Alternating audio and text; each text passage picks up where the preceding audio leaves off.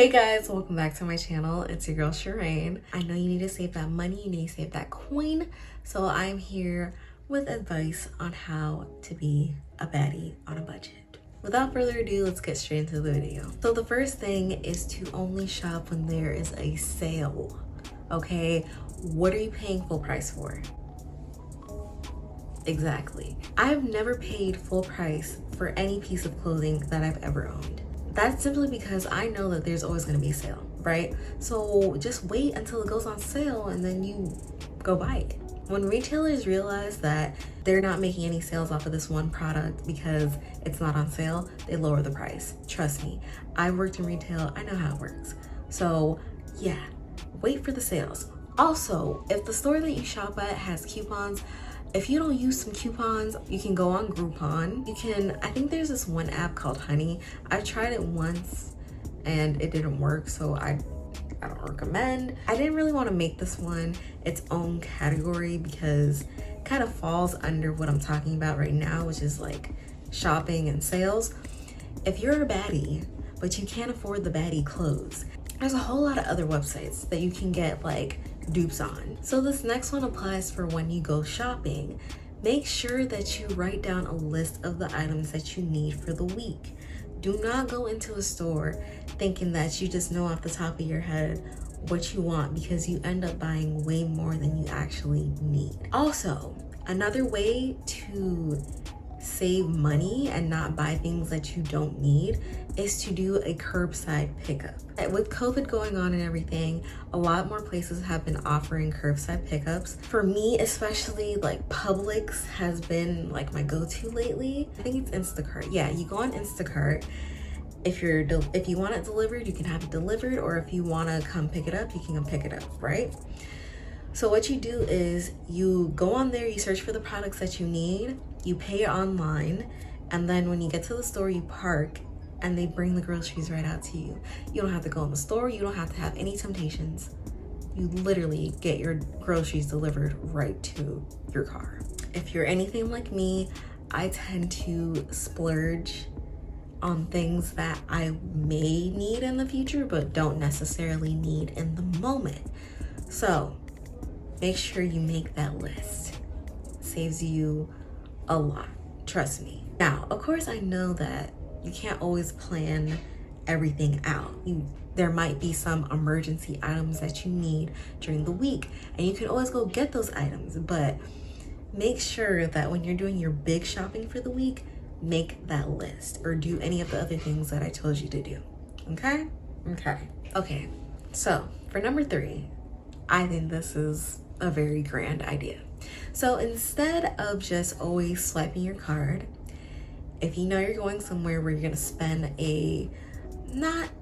maybe not a large amount, but a good amount of money, go to the bank, take out some money, go home, drop your card off, and only use the money that you have in your hand. There's a scientific thing that when you have hard cash in your hands, you're less likely to spend because you see the money going away and diminishing. So that's another way to be on a budget. Also, after you're done shopping, go back to the bank. No, actually you gotta go home to get your bank card. So go home, grab your bank card, go back to the bank, and whatever money you didn't spend, put it back in your bank account. Put it back, because there's no need for you to have it. And unless you're using it for gas on your way home or whatever it is that's important, not a want, a need. It has to be a need. Or if you have some major self-control, save it for the next time that you're going out. If you have self-control. If you're like me, I do not, so I try to just put that money back in the bank. But if you do have self-control, just keep that money and save it for the next time so that you don't have to make another trip to the bank. For number 4, you have to be able to separate the wants from the needs. Like I just said a couple minutes ago. If it's a need, go ahead and buy it. You know you need body wash. Can't be out here smelling funky. You also know you need toothpaste. Can't have your teeth looking yellow. Oh, you also need food. Can't starve. Those are like essential things that you need. But that mini fridge that you just trying to put in your room just to put in your room because you don't want to walk to the fridge, don't need it. You also don't need that super expensive skincare product that you saw on TikTok, or pretty much any Amazon things that you see on TikTok.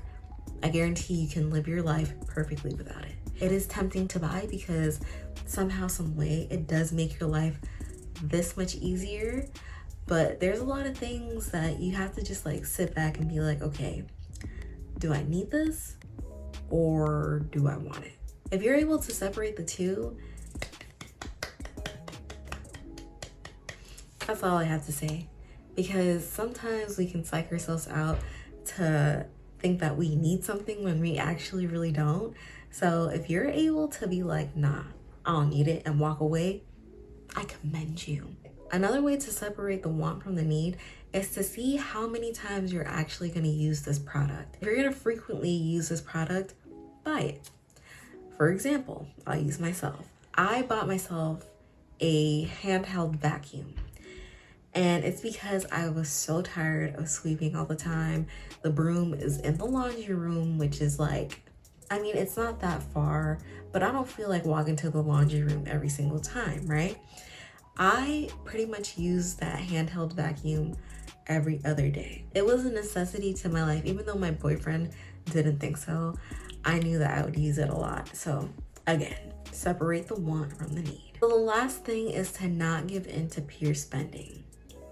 If your friends are running up a check, that doesn't mean you have to run up a check.